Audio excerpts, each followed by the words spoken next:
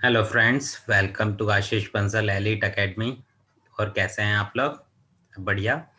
देखो, कल अपन ने इंटीग्रेशन करा था। इंटीग्रेशन में बेसिकली क्या होता है? Integration is the inverse process of differentiation. इसके कुछ फॉर्मूले अपन ने याद किए थे, तो उसको थोड़े तरीके से किए थे कि अगर पावर वन में ट्रिग्नोमेट्री की बात करूं तो साइन और कॉस का जानता हूं, बाकी सबका नहीं जानता। जहां तक है आज जान जाऊंगा, ठीक है। पावर टू की बात करूं तो सेक स्क्वायर और कॉसेक स्क्वायर एक्स का जानता हूं। बाकी टेन स्क्वायर और कॉट स्क्वायर को सेक स्क्वायर और कॉसेक स्क्वायर में चेंज करके मैं कर लूंगा। और साइन स्क्वायर और कॉस स्क्वायर का अभी फिलहाल नहीं जानता, ठीक है। और बाकी कुछ फॉर्म्स पढ़े थे अपन ने। अगर क्वेश्चन न्यूमरेटर अपॉन डिनोमिनेटर के फॉर्म में हो और नीचे आपकी सिंगल टर्म हो तो हमेशा सेपरेट कर लें। और अगर कभी भी आपको लीनियर फंक्शन का अगर इंटीग्रेट करना है तो आप डायरेक्टली कर सकते हैं। लेकिन अगर आपका लीनियर नहीं है तो स्क्वायर क्यूब कुछ ना कुछ होगा, वो आप सिंप्लीफाई करने के बाद कर सकते हैं। फिर अपन ने किया था, अगर ट्रिग्नोमेट्री का एंगल सेम नहीं हो तो पहली फुर्सत में एंगल को सेम बनाओ। फिर अपन ने किया था, अगर अलजेब्रिक इक्वेशन हो और ऊपर की डिग्री नीचे से बड़ी या बराबर हो तो हमेशा डिवाइड करेंगे बाय लॉन्ग डिवीजन मेथड। फिर अपन ने करा था, अगर dx अपॉन या तो ट्रिग्नो आ रहा हो या तो अपना साइन कॉस, मतलब ट्रिग्नो हो गया या रूट हो गया, तो रैशनलाइज करने से अगर सिंगल टर्म मिलती है तो करेंगे। मतलब ऊपर dx अकेला नहीं बोल रहा हूं, ऊपर कुछ भी हो, बस रैशनलाइज करने से नीचे सिंगल टर्म मिलती है तो हमेशा कर देंगे, ठीक है। अच्छा, अपन ने लेकिन कल की क्लास में इस टाइप का नहीं करा था, F of A X plus B. मतलब ए एक्स प्लस बी भी लीनियर है लेकिन इस टाइप का नहीं किया था। तो इसका क्या होता है, बड़ा सिंपल होता है, वैसा ही कर दिया करो। बस एक्स का जो भी कॉफिशिएंट है उससे डिवाइड कर दिया करो, ठीक है। यानी अगर मैं तुमसे पूछूं साइन थ्री एक्स का इंटीग्रेशन बताओ मुझे, तो तुम बोलना डी एक्स लगाओ, साइन का माइनस कॉस थ्री एक्स और एक्स के साथ क्या चिपका है, थ्री प्लस सी। मैं बोलूं तुम्हें ई की power minus four x plus seven का बताओ मुझे, तो e की पावर x का e की पावर x, क्योंकि ये लीनियर है इसलिए डायरेक्टली कर पा रहे हो। अगर ये लीनियर नहीं होता तो डायरेक्टली नहीं कर पाते, कुछ और होता। फिर क्या करते हैं, मैंने कहा x के कॉफिशिएंट से डिवाइड कर दो, माइनस फोर से डिवाइड कर दो प्लस से, ठीक है। तो अगर आपको लीनियर आए, लेकिन लीनियर इस फॉर्म में आए ए एक्स प्लस बी के फॉर्म में, जैसे पिछली क्लास में अपना जो आ रहा था वो सिर्फ एक्स वैक्स करके ही आ रहा था, लेकिन टू एक्स थ्री एक्स इस टाइप से आए तो आप ऐसे करेंगे, ठीक है। अच्छा, लेकिन मान लो आपको कोई फंक्शन ऐसा दिया है, उसका डेरिवेटिव वहीं पर प्रेजेंट है, यानी पुराने फॉर्म नहीं मिल रहा है और ऐसा कुछ हो रहा है, एक फंक्शन है जिसका डेरिवेटिव वहीं पे प्रेजेंट है, तो आप क्या करेंगे, उस फंक्शन को टी पुट कर दिया करेंगे। फिर दोनों साइड डिफरेंशिएट कर दिया करो, ये एफ डैश एक्स और अपन ने एक्स के रिस्पेक्ट में किया है इसलिए D T by D X. Finally F dash X D x is equal to D T. अब आदत ही डाल लेंगे, x वाला जहां डिफरेंशिएट करेंगे वहां dx लिखेंगे, t वाला जहां करेंगे वहां dt लिखेंगे, ये बाय डिफॉल्ट आदत अपन डाल लेंगे।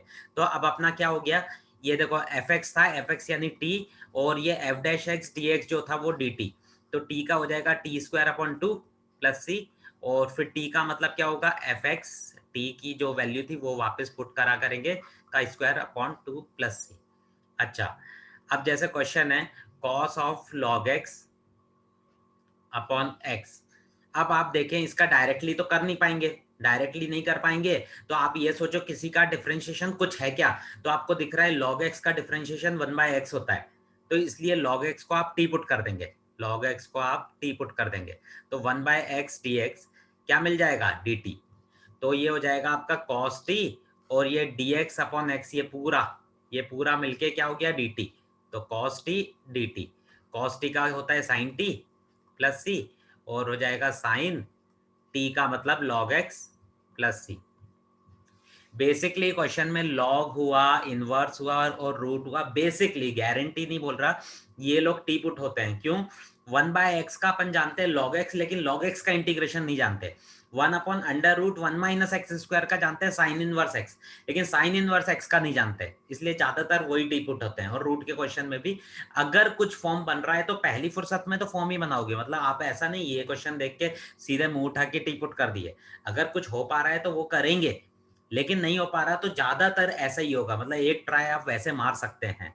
देखो, अब आपका क्वेश्चन है sine root x upon root x, ठीक है।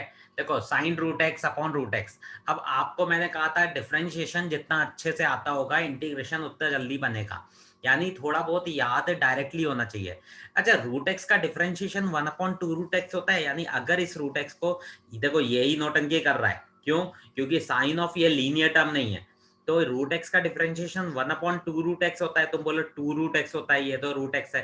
कांस्टेंट को कभी भी अपन दिल पे नहीं लेते, तो इसलिए रूट एक्स को टी पुट कर देंगे, तो रूट एक्स का 1/2 root x D x is equal to क्या आ जाएगा, डी टी आ जाएगा, यानी 1/रूट x D x is equal to क्या हो जाएगा, 2 डी टी हो जाएगा।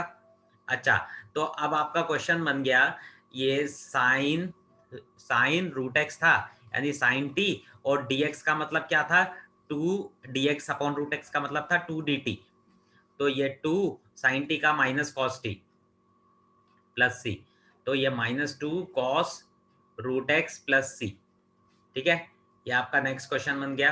फिर sine x upon 3+4 cos x का होल स्क्वायर। अच्छा, साइन कॉस के क्वेश्चन में अगर डायरेक्टली हो पा रहा है तो बहुत अच्छी बात है, पुराने फॉर्म से हो पा रहा है तो बहुत अच्छी बात है, नहीं तो कुछ ना कुछ शायद टी पुट होगा। क्यों? क्योंकि साइन का अपना कॉस होता है, कॉस का साइन। अच्छा, तुम बोलो साइन का तो माइनस कॉस होता है, मैंने बोला कांस्टेंट, और माइनस भी एक कांस्टेंट ही है, क्योंकि माइनस यानी -1, तो उनको दिल पे नहीं लेते। क्यों नहीं लेते? वो खुद दूसरी साइड शिफ्ट हो जाते हैं आपके। अच्छा, तो यहाँ आप देखें, अगर साइन एक्स को टी पुट करते हैं तो कॉस एक्स डी एक्स तो नहीं मिल रहा, लेकिन कॉस को टी पुट करते हैं तो साइन उसका डिफरेंशिएशन मिल रहा है, तो इसलिए कॉस एक्स को टी पुट कर दो। अच्छा, अब आपको एक बहुत अच्छी चीज बता रहा हूं, अगर आप किसी को भी टी पुट कर रहे हो, उसके आजू बाजू जो भी है सिर्फ कांस्टेंट है, तो पूरे को उठा के टी पुट कर दिया करो।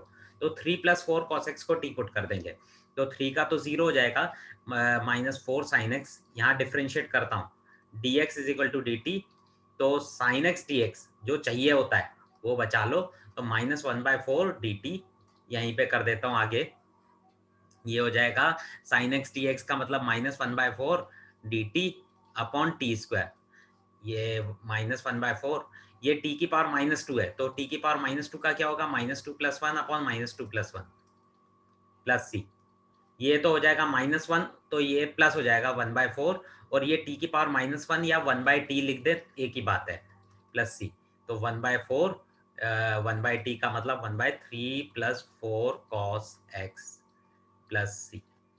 ठीक है, समझ में आया आपको? अब next question, 2+3x upon 3-2x।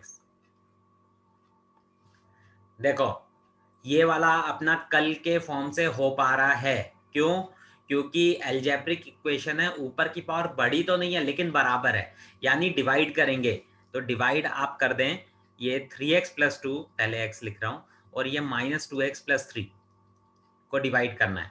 अच्छा, इसको ये बनाना होता है तो किससे डिवाइड करूं, -3/2 से अगर इसको करूंगा, इसको इससे मल्टीप्लाई करूंगा तो फाइनली 3x मिल जाएगा, तो ये तो हो गया 3x, और ये हो गया -9/2, तो ये माइनस प्लस, ये हो जाएगा 9/2 + 2, यानी 9+4 13/2 आ गया। तो लिखते कैसे थे, quotient, quotient plus remainder upon divisor 2 - 3x, constant का क्या हो जाएगा, -3/2x, और 13/2 इसका 1/x का लॉग, क्योंकि ये लीनियर है, मतलब 1 किसी का भी लॉग मत बोल देना, बस ये लीनियर है इसलिए ऐसा हो पाएगा। ठीक है, समझ में आया? हाँ, तो इसलिए 1/x का जैसे लॉग होता है, क्योंकि ये लीनियर है इसलिए log of 2 - 3x बोल सकते हैं, लेकिन x के साथ अगर कुछ भी चिपका है तो उससे डिवाइड करेंगे, यानी -3 से आप डिवाइड करेंगे। ठीक है, आपको समझ में आया? अब ये आया x³ अपॉन x² + 1 का कुछ भी स्क्वायर ले लेते हैं, चलो। देखो, अब ऐसा है कि चक्कर एक पड़ रहा है इसमें कि यार x² को अगर, मतलब डायरेक्टली तो हो ही नहीं पा रहा, और x² को अगर टी पुट किया जाए तो x dx उसका मतलब 2x dx, लेकिन अब मैं कांस्टेंट कुछ नहीं बोलूंगा क्योंकि वो एडजस्ट हो जाएगा, तो x dx उसका डिफरेंशिएशन मिलेगा, लेकिन x मिलेगा, तो यहाँ x² बचा। अच्छा, x² को अगर t बोल रहा हूँ तो x² जो बचा वो तो t लिख सकता हूँ, यानी आप किसी को भी टी पुट करें तो बस ये ध्यान में रखें कि पूरी इक्वेशन टी की अच्छी पावर में हो जाए, यानी रूट वूट इनमें ना हो, तो आप एक्स स्क्वायर को टी पुट कर दें, और मैंने कहा था आजू बाजू कांस्टेंट तो पूरे को कर दिया करो। तो 2x dx is equal to क्या हो जाएगा dt, यानी x dx क्या आ जाएगा आपका हाफ dt। तो ऊपर वाले को पहले तो x into x square upon x square plus 1 पहले तो ऐसे लिख लें थोड़ा सा। अब देखो x dx की वैल्यू तो हाफ dt है, तो हाफ dt, और यहाँ बचा एक्स स्क्वायर को क्या लिख सकते हो t माइनस 1, पहले लिख लो तो अच्छा है क्योंकि विद रिस्पेक्ट टू आखिरी में ही लिखना चाहिए, अपॉन टी स्क्वायर। अब नीचे सिंगल टर्म है, पुराना फॉर्म बन गया, t upon T square 1/t हो गया, और ये 1 अपॉन टी स्क्वायर हो गया dt। तो 1/2 1/t का log t, और इसका t की पावर -2 है तो t की पावर -1 अपॉन -1 प्लस सी। बस अब वैल्यू पुट कर दूं 1/2 log t का मतलब एक्स स्क्वायर प्लस 1, और ये माइनस माइनस प्लस हो गया, और 1/t t का मतलब फिर से एक्स स्क्वायर प्लस 1, और प्लस सी तो आपको लगाना ही है। ठीक है, समझ में आया आपको? नेक्स्ट, एक्स की power 8 upon 1 minus x cube की पावर 1/3। अच्छा, अब फिर से वही वाली चीज है, एल्जेब्रिक है, पुराने फॉर्म्स नहीं लग रहे हैं, तो क्या पता कुछ टी पुट हो। भाई ज़्यादा से ज़्यादा यही टी पुट होना चाहिए, एक्स क्यूब अगर टी पुट होगा, ये रफ वर्क चल रहा है तो एक्स स्क्वायर उसका डिफरेंशिएशन मिलेगा, और ऊपर एक्स की पावर 8 है, एक्स की पावर 8 यानी एक्स की पावर 6 इंटू एक्स स्क्वायर, तो एक्स क्यूब का स्क्वायर इंटू एक्स स्क्वायर। तो जिसको आप टी पुट कर रहे हैं वैसे टर्म मिल रहा है, यानी टी की अच्छी पावर में हो जाएगा ये, तो इसलिए एक्स क्यूब को आप टी पुट करें। और मैंने कहा था आगे पीछे अगर कांस्टेंट है तो पूरे को कर दिया करो। अब एक और चीज बता रहा हूँ, अगर फ्रैक्शन पावर हो जैसे 1/3 है तो टी की जगह टी क्यूब कर दोगे तो अच्छी बात रहेगी, क्योंकि नीचे फाइनली टी बचेगा। ठीक है ना? तो क्लियर? ठीक है, फिर दोनों साइड डिफ्रेंशिएट कर दें तो -3x² dx is equal to 3t² dt हो जाएगा। ये 3 से 3 तो कैंसिल हो गया, तो x² dx की वैल्यू आ गई -t² dt। अब देखो क्या फर्क पड़ेगा, ये था x की पावर 6, x की पावर 6 का मतलब एक्स क्यूब का square into x square upon 1 minus x cube की पावर 1/3 dx। अच्छा, एक्स क्यूब को आप 1 माइनस टी क्यूब पुट कर सकते हैं, यानी ये 1 माइनस टी क्यूब का स्क्वायर हो गया, और एक्स स्क्वायर dx यानी -t² dt था अपॉन फाइनली टी, क्योंकि इस पूरे को आपने टी क्यूब पुट किया था तो टी क्यूब की पावर 1/3 यानी टी, तो इससे ये कैंसिल हो गया। अब बस बड़ा सिंपल हो गया, a माइनस बी का होल स्क्वायर खोल दो, a square plus b square -2ab into t, बस टी का मल्टीप्लाई कर दो और सब में एक्स की पावर एन वाला फंडा लग जाएगा, माइनस ये टी प्लस टी की पावर 6 -2 टी की पावर 4, सब में आपका फंडा लग जाएगा एक्स की पावर एन वाला। ठीक है। अच्छा, वैसे आप इंटीग्रेशन के क्वेश्चन की हैबिट डालें, आई इज इक्वल टू लिख के करने की कोशिश करें आप, क्योंकि आगे कुछ क्वेश्चन आएंगे जिसमें आई की कुछ वैल्यू रहेगी, कुछ फायदा रहेगा उसका। तो अब देखो नेक्स्ट क्वेश्चन है आपका sin 2x upon a square sine square x plus b square cos square x. अब ऐसा है कि आप वही मैंने कहा था जितना ज्यादा डिफरेंशिएशन आएगा उतनी जल्दी होगा। साइन स्क्वायर एक्स का डिफरेंशिएशन क्या होता है भाई? 2 साइन एक्स पहले पावर का हो गया, और फिर अंदर वाले का साइन एक्स का कॉस एक्स, यानी साइन 2x होता है। चलो, यानी इसका तो ये होता है। कॉस स्क्वायर एक्स का भी एक बार चेक करूं, कॉस स्क्वायर एक्स का क्या हो जाएगा आपका?